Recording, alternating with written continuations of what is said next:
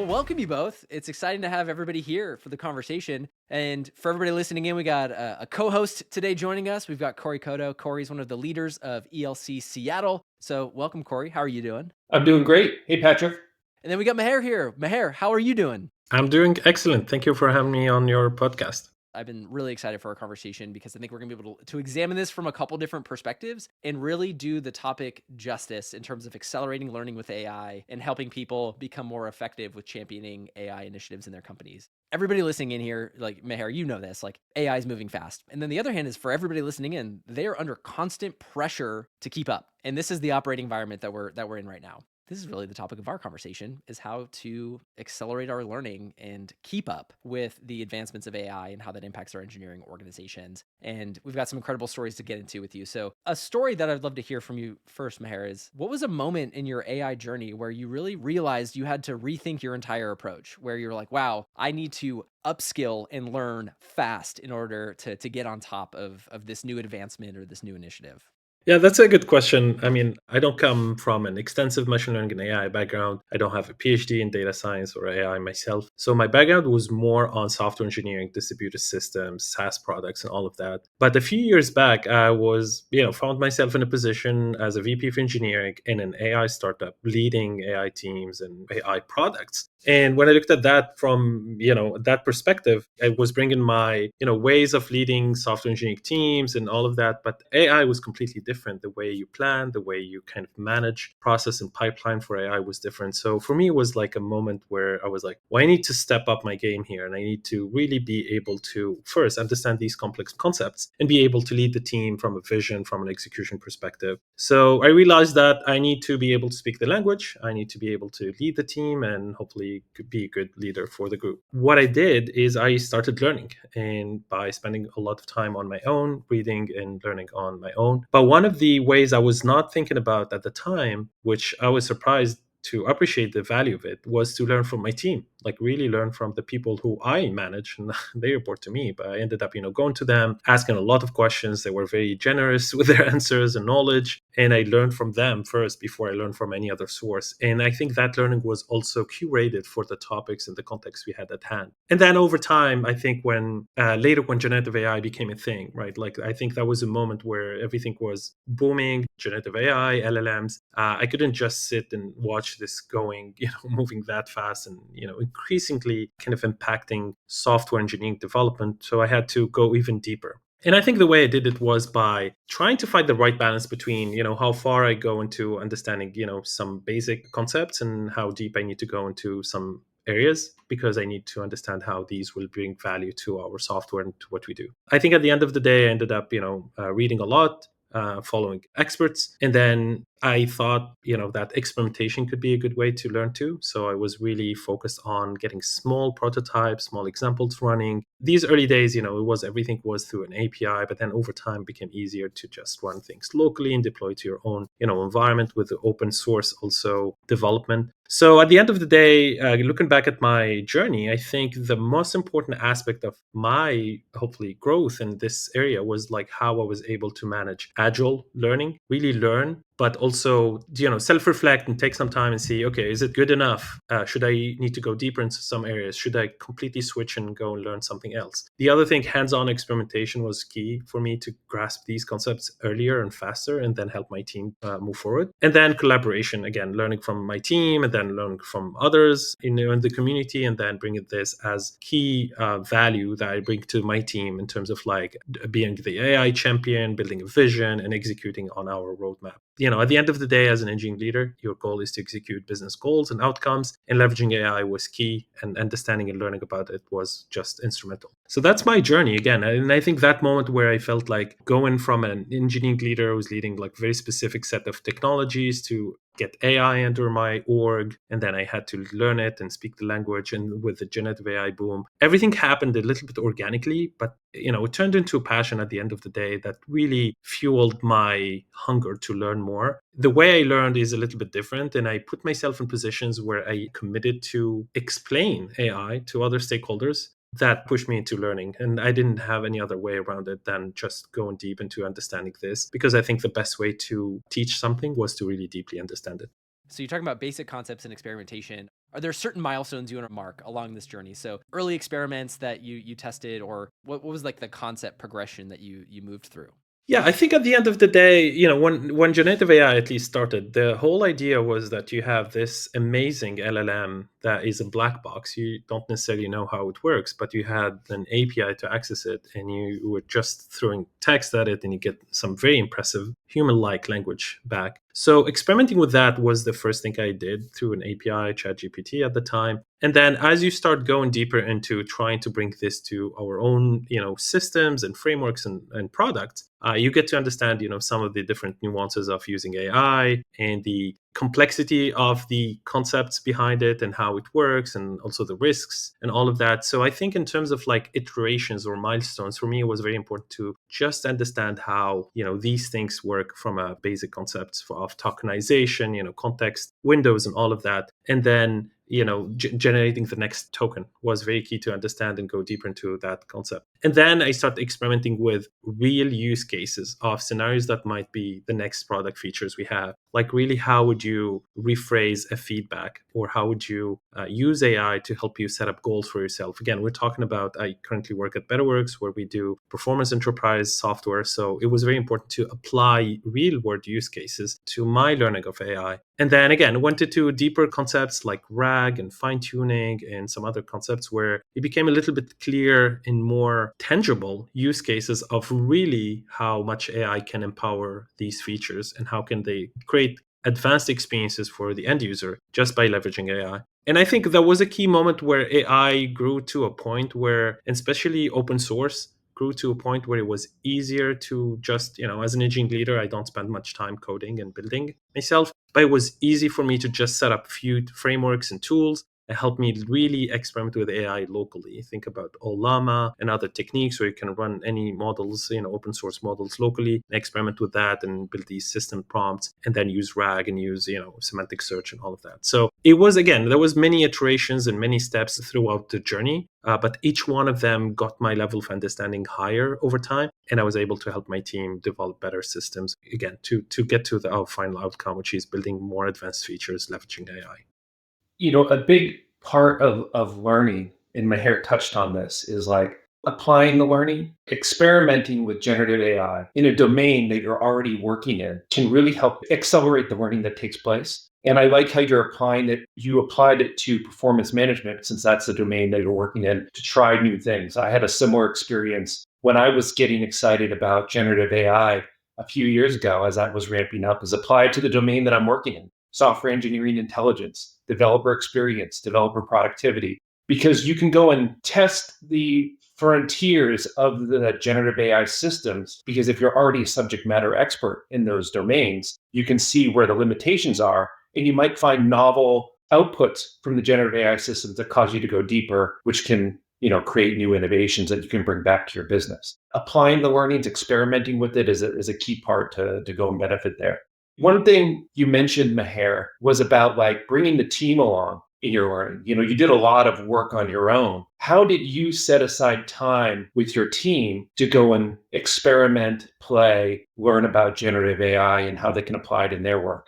Yeah, that's a good question. And the reality is, again, at Betterworks, at the time where we were kind of exploring generative AI, we didn't have a dedicated AI team. We didn't have AI experts. So the whole story started where we had very clear vision from the leadership team that we need to pursue AI as a key factor of, higher output and value proposition, I would say, and also stay and be competitive in the space. And we are an HR technology, and this has a lot of different nuances to compliance and sensitive data and all of that. So we couldn't just go and experiment as other domains and other software can do, because we're really in this highly compliant space. So the way, again, we were going through this journey of learning, we had other thought leadership and other partners in the company that were trying to push, their understanding as well. And we created this sort of framework that helped us really navigate the people, the process, and the technology. It was mainly a flywheel framework where we really needed to go and understand what we are trying to do and find out these good use cases that are highly impactful, but also maybe on the low-hanging fruit area from an AI perspective, where you just need to leverage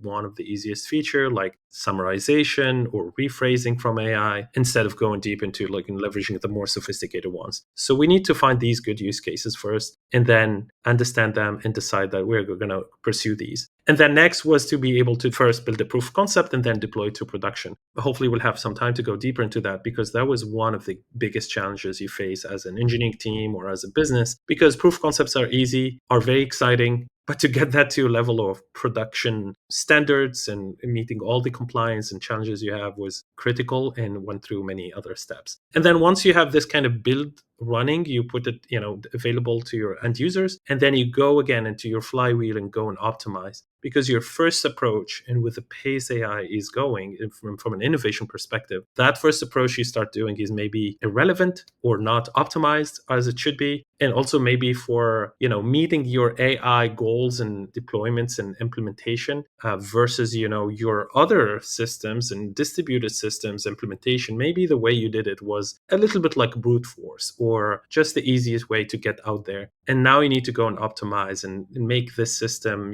building AI on top of building distributed systems, work hand in hand and more in tandem. So I think these are the things that we're going. Like this flywheel helped us really go into building smaller features, focus on value, impactful features, but then go and over time get to more and more sophisticated AI techniques versus, going ahead and pursuing just AI agents from the first initial approach. So that's how we have been able to keep up with AI pace of innovation and building more features over time. But all the features we build, we go back and try to optimize and get them better over time. What you're talking about with working on use cases and building up that skill and capability reminds me of the story or the parable that you hear about, the people in photography class who got the best grades were the ones who took the most photos, not the ones who pursued the best singular photo. And so it almost sounds like intentionally building your experience and building different use cases, and that process amplifies your learning and then allows you to then get to more sophisticated and better products or features or integrations. Is that sort of a fair summary? Yeah, absolutely. Yeah. We went with that exact mindset. We went and built things that we will think we will get a good value out of, but also that we thought will give us the training, the maturity that we need to be able to build the next set of, AI features. And again, I talked earlier about process, people, and technology. We also leverage a different AI technology framework. This one is the AI maturity framework. The idea here is to make sure that you have different levels of complexity and sophistication, and you go and leverage them one after the other. You start from the bottom going up. And as you build more features, you get to learn and you build up more confidence and trust into the system, because we should not forget that early on when we started working on AI, the topic of the day was hallucination, was bias, and all these kind of issues and challenges working with AI, knowing that it's undeterministic. Bringing this into a software that was most of the time always deterministic. It's a human-centric product. When we talk about people performance and performance management,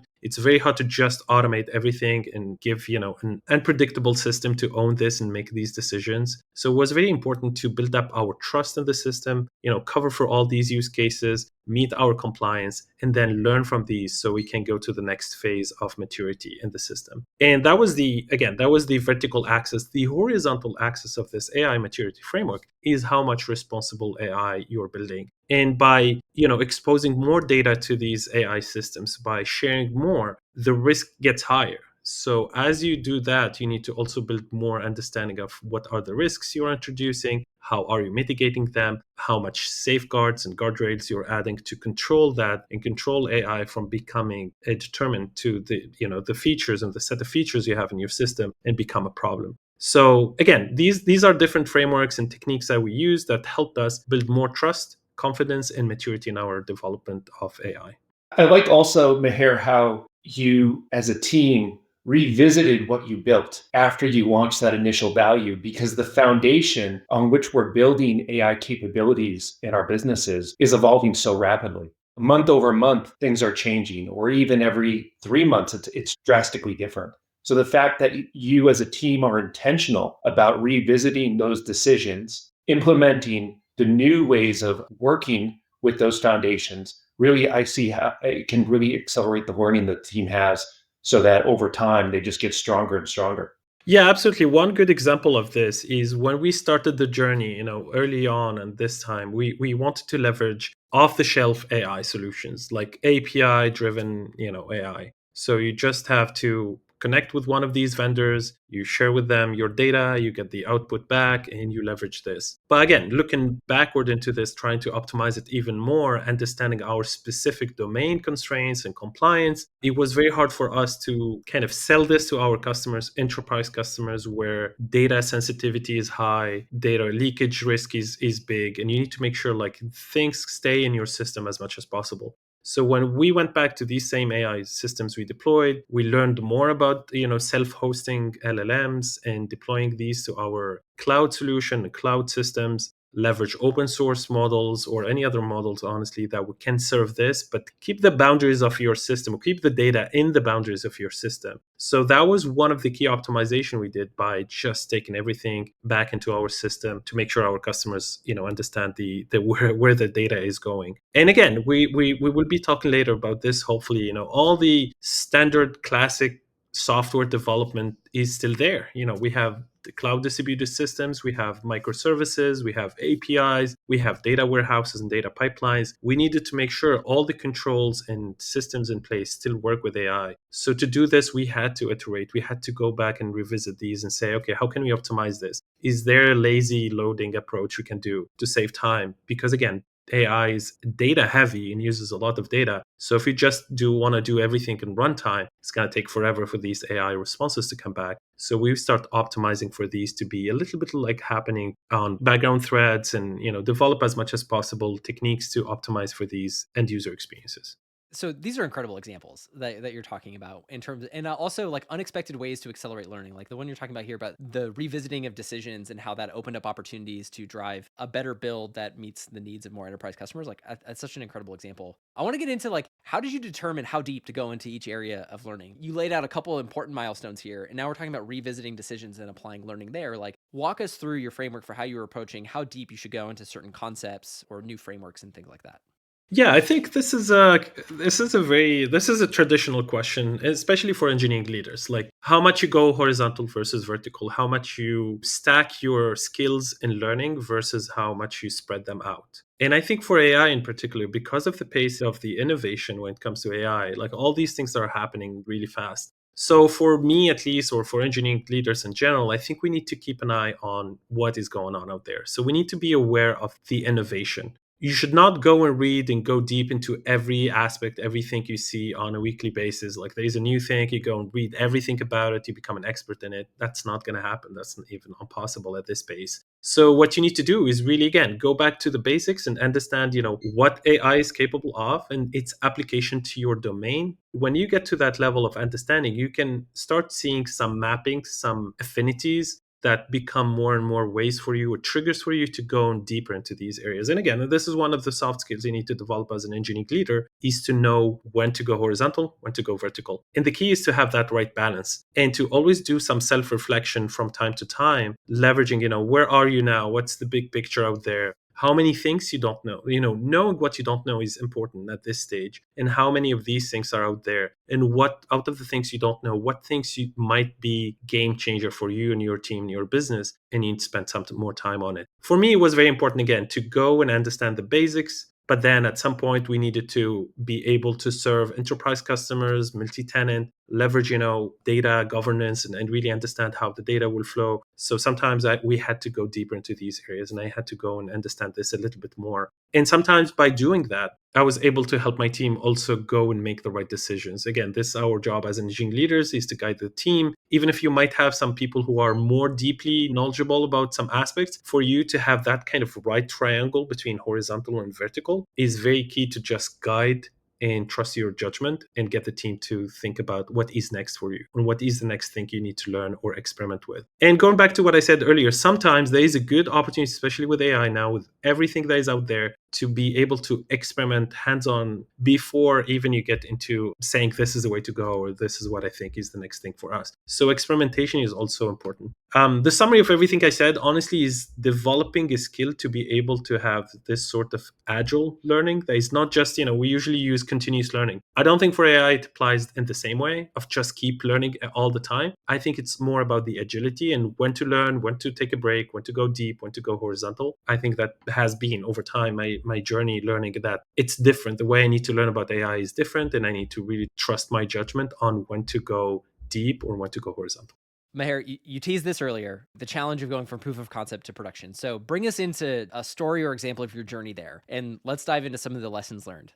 Yeah, definitely. Again, I think I hope every AI project today has been, driven by everything we see in the world of AI today, which I call mainly like exciting, impressive proof of concepts. And definitely Gen AI had that wow moment where you see, with ChatGPT first and some other follow-up, features with Doll E, like it was like very impressive. And if you have to adopt that and build the same, do it yourself in your own business, in your own organization, leaders and teams in general found a very challenging journey to get there. So for us, it was exactly the same. And definitely we needed to be a little bit more creative and smart and proactive about how we do this. So that's where I want to go back to that framework where the focus was on the smallest, easy, low-hanging fruit from a technology perspective. Like what is the thing we can do leveraging the lowest amount of techniques from generative AI? Like just plugging in an API for an LLM off the shelf.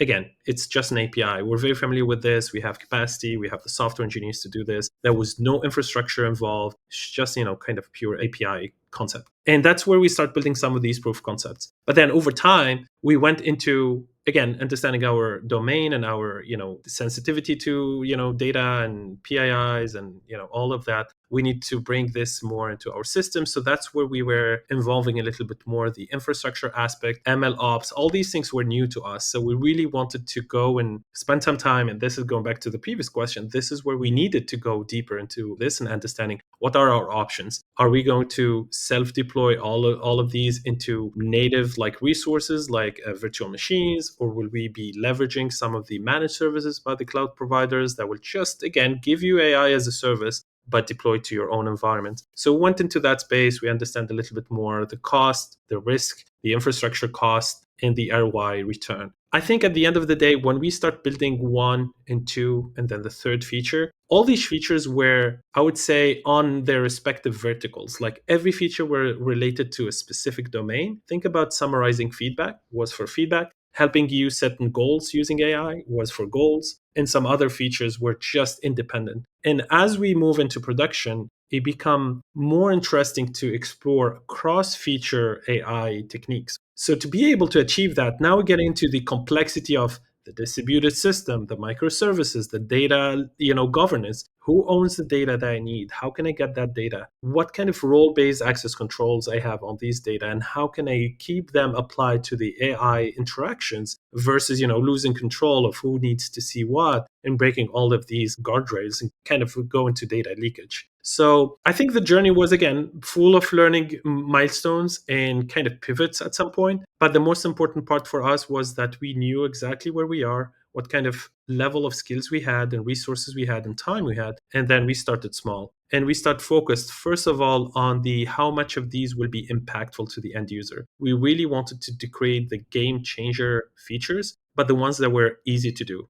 And again, going back to these use cases, helping people rephrase feedback as an example was just very impactful. Helping people summarize feedback instead of going and reading hundreds of feedbacks, if you get the summary of that, was an impressive time-saving feature. Helping people set goals using AI, seeing templates and drafts based on the history of goals they created for the past years, looking at their manager goals, looking at their company top goals. This used to take weeks for some people and some organization to come with these goals. And now with AI, it's out there. You have 80% of this done. As our focus is on keeping the human in the driver's seat, you just need to do the last 20%. And that's a huge time saver.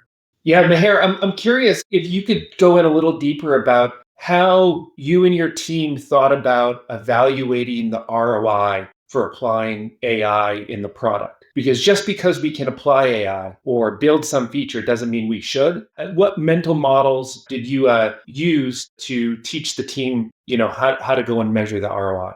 I think it's still tricky to really measure this. I honestly call it measuring the unmeasurable. As of today, I think it's very hard for us and for many other businesses to just, map this to a dollar amount or like to really exact value. But what was important for us is to really understand our end users and build AI features around their needs, not around our own perception of AI and our own needs to label our product powered by AI or leveraging generative AI, and not just powered by our need to be competitive in this space and to be one of the early adopter of generative AI in an HR tech space. The focus was really to have that kind of impactful user experiences. And we think that's the ROI. It could be measured in the NPS score, eNPS score. It could be like how much our customers are satisfied with our AI enhanced features compared to our legacy features, the way they were before the AI addition. I mean, when I think about this now, I think the focus wasn't just on impact. And I think impact is what we would love to be able to measure at some point, where we come back and say, okay, well, this feature, this AI addition was impactful.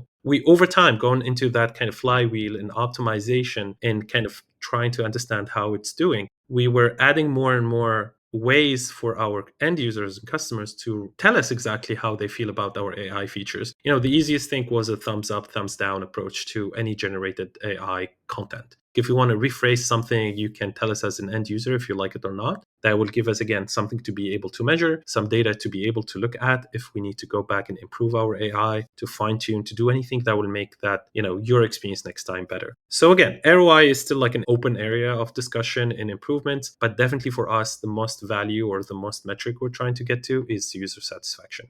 Yeah, I think that's the right way to look at it, because it is very hard to quantify ROI, but thinking about the customer impact and the customer value, I think, is the right perspective. At the same time, we're running a business as engineering leaders. And if we're self-hosting models or we're setting up GPU clusters, that's real capital that we're allocating that's going to impact our profit margins. How do you think about like that with regards to like your overall like operating expenses? How much of our workload should we be, throwing towards these generative AI use cases? Well, I think the most important aspect of this, when you look at it, part of phase 2 of our flywheel was to be able to build. And to be able to build, we needed to go through an evaluation process. What are we going to build using what?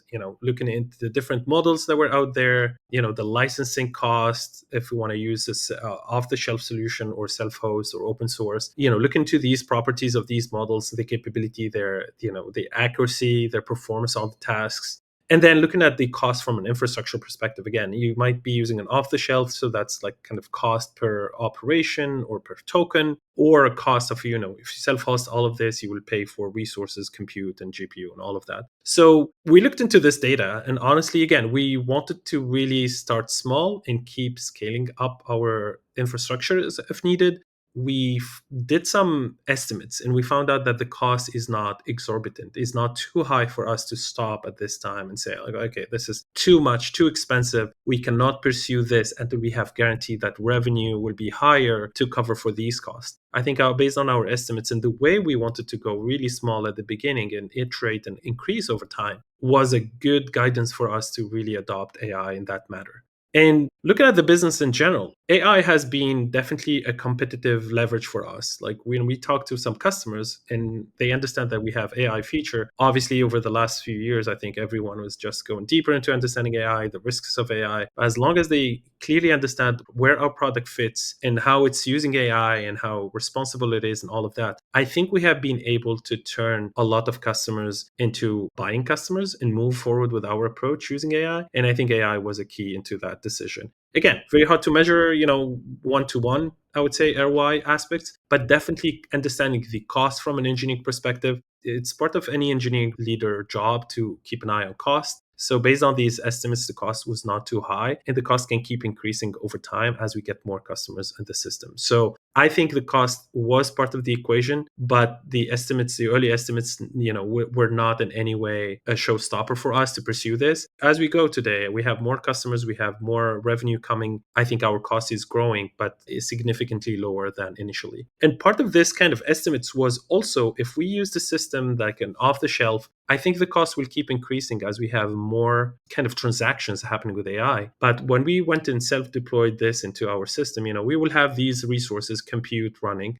And the increase in cost will happen at bigger levels of scale, and it's not incremental. It's not like as you have more customers, you have higher costs. Sometimes even when more customers come, your system can't handle that much traffic and that much operation. And I think that kind of study and understanding the cost will help us, going and pursuing the open source self-hosted approach from a cost perspective and licensing perspective.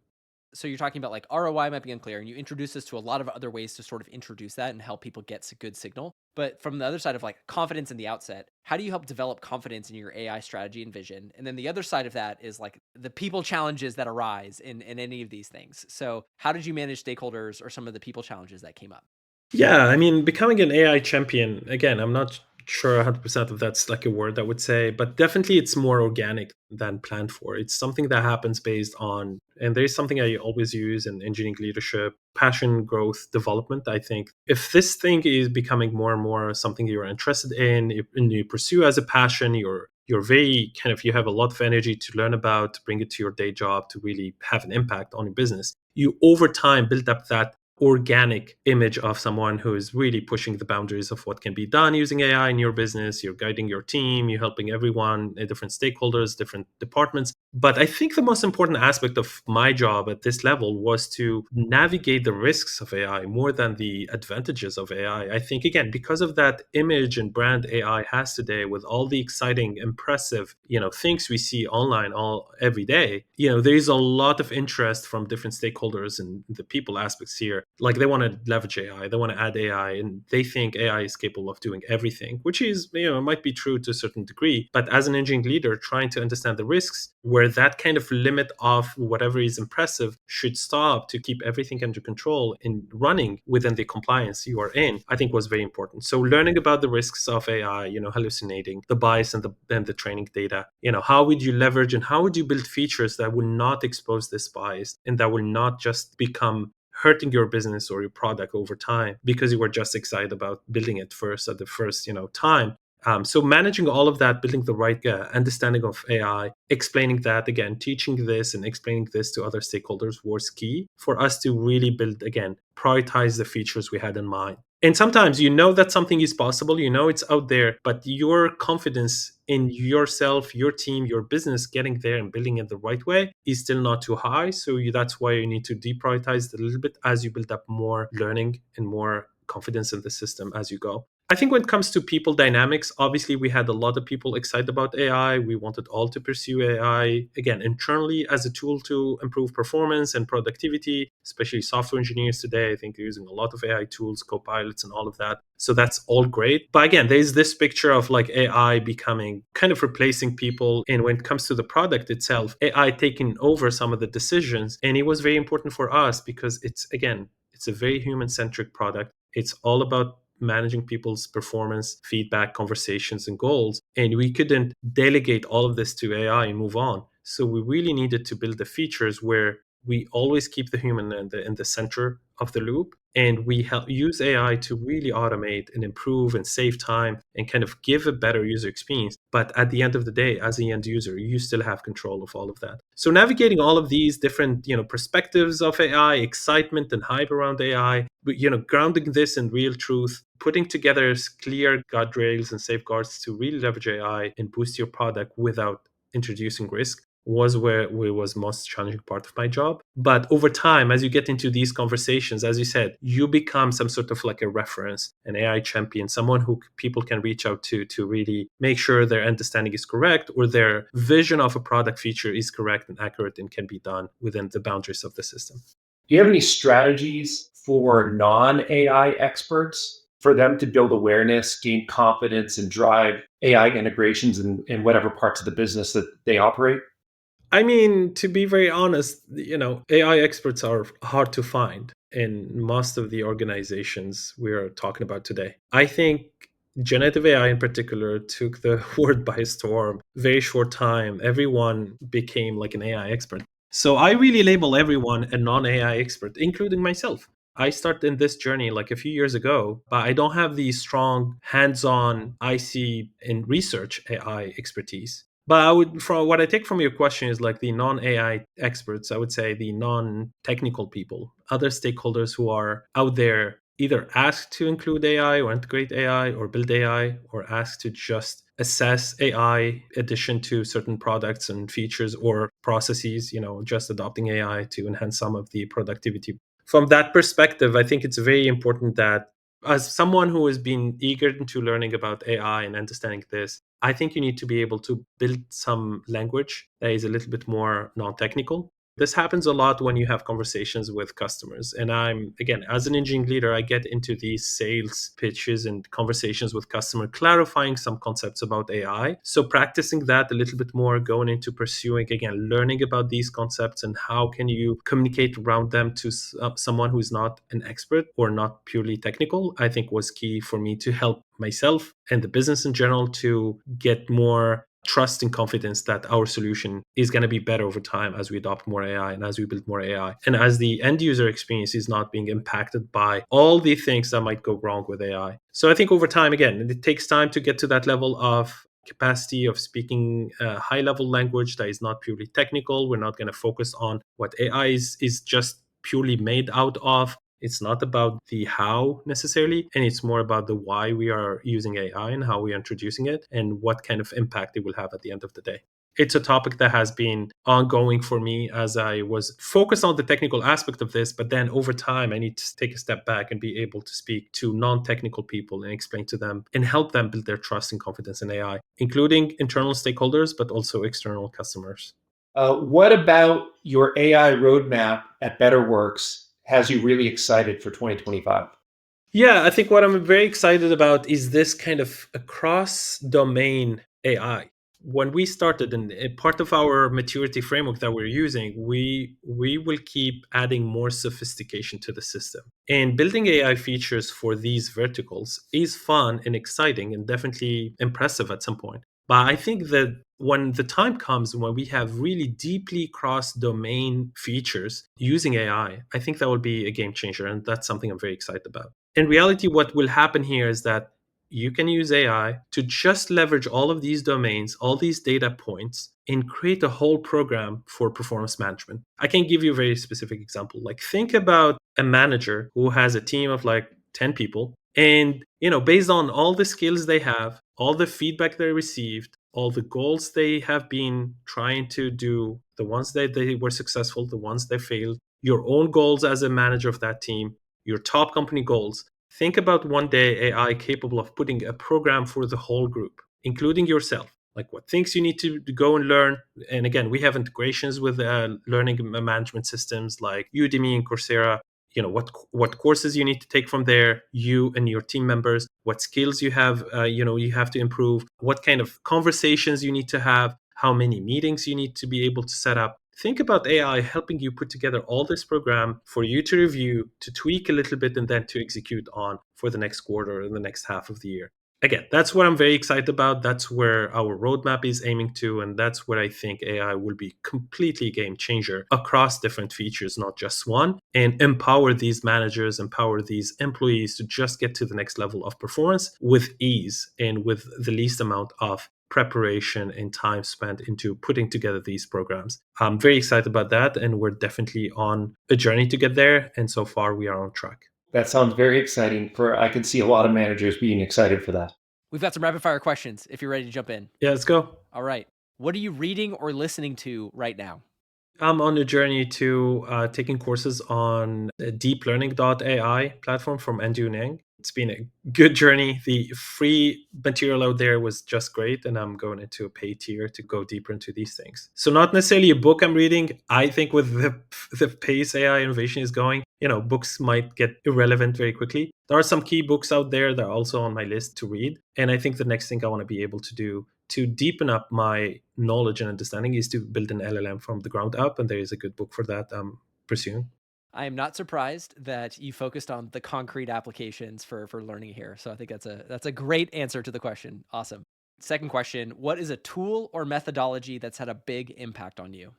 Daniel Pink Drive book was a game changer for me. That's the light and the darkness where I can, every time I want to focus on how can I get things better done for me and my team, I follow that framework. And the framework is all about building autonomous teams and building teams that can master the art of building software and it's leveraging a few things. And there is a twist to that framework. I mean, I kept reading about even more people taking that framework and twisting it a little bit more. And the one I really appreciate is, focus on 3 pillars. A common shared understanding. As an engineering leader, you really need to have the same understanding of what needs to be done, you and the rest of your team. Competence, you need to be able to help yourself and your team develop skills. And then trust. I think trust is very important to create this good environment of flexibility, autonomy, and then the center of all of this is autonomous master teams. That framework has been, again, a game changer for me in my engineering leadership journey. And hopefully everyone I work with and everyone who goes into my teams kind of hopefully reflect on this and really appreciate that framework success. Wonderful. What's a trend you're seeing or following that's interesting or hasn't hit the mainstream yet? Yeah, I think AI agents becoming easier to use and also easier to control. I think with AI agents, there is a little bit of risk of, because of its autonomous decision making capability and the hype around it, it could be, I don't want people to go and use AI agents as the first proof of concept and build around it first, versus exploring LLMs. So I think AI agents is today very good, very interesting and exciting. But this brings me back to the journeys with LLM where they were also exciting. So understanding a little bit more AI agents, and I think they will become more mature over time for it to become the next table stakes for integrations with AI, and its capability of making decisions could be a little bit more controlled for environments and domains where you cannot go and make any decisions you want. You have a very restrictive system, you have boundaries, you have safeguards and guardrails for this AI agent to work with. So I'm very excited about that. And I think that will empower what I was talking about earlier, cross-domain, cross-data points, features that will just go through different things and bring a bigger program, bigger approaches to what you can do leveraging AI.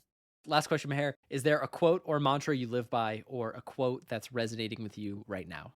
Yes, there's one I love. This came from early on an internship I had, I don't know, like many, many years ago. One of my manager at the time, I think, asked me to do one thing. I said, yeah, sure, I will try to do it. And he interrupted me. He said, no, you're not going to try to do it. You will do it. So that reminded me of like the way Yoda from Star Wars speaks is like, do or do not. There is no try. And that kind of quote is still something I use today. I use it even with my kids when I ask for something. She says, my daughter says, I will try. I was like, no, you will do it, especially when, trying to motivate her. And the key to this and why this was important for me, because I really ended up learning that first, that manager trusted me more than I trusted myself at the time. I was like, wow, he knew like I had the skills to do this. So why I'm saying like I will try, definitely I will do it.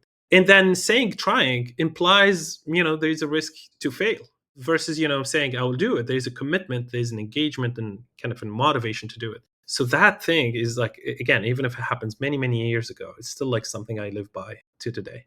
A modern take on the enduring wisdom of Jedi Master Yoda. Yeah, exactly. Corey, just want to say thank you for joining us as a co-host, jumping in and helping guide our conversation. It's been a pleasure to jump in this with you. Maher, just also wanted to say, a couple final reactions. One of the big takeaways I have is that you were talking about what's going on right now and that it's a level playing field. And I take away that if you can learn fast, then there's a lot of opportunity. And you shared so many great practices with us about how to learn fast and experiment and break a lot of this down. So thank you for spending your time with us and supporting our community. It was definitely my pleasure to be your guest today. Thank you, Corey, for enriching the conversation.